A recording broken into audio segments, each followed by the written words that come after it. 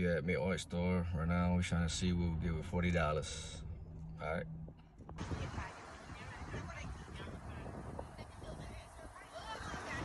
Fresno and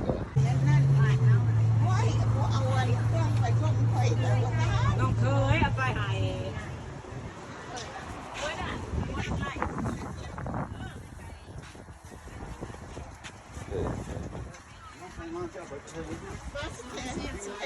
โอเคเบิ่งกันเดี๋ยว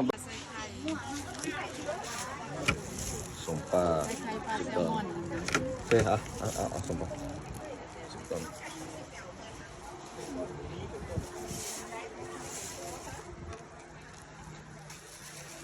เป็นมุกปลาด้วยเด้อ ปลากับ มุกดอกไม้เห็ดซองเด้อจะเหลือกินเด้อ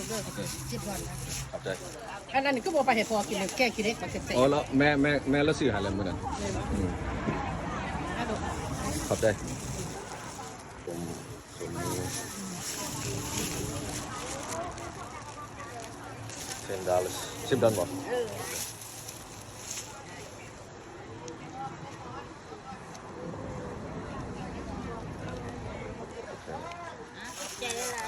thank you เอาหนึ่งเดี๋ยวก่อน แต่ไม่ดูเงินอันเห็ดใหม่ๆ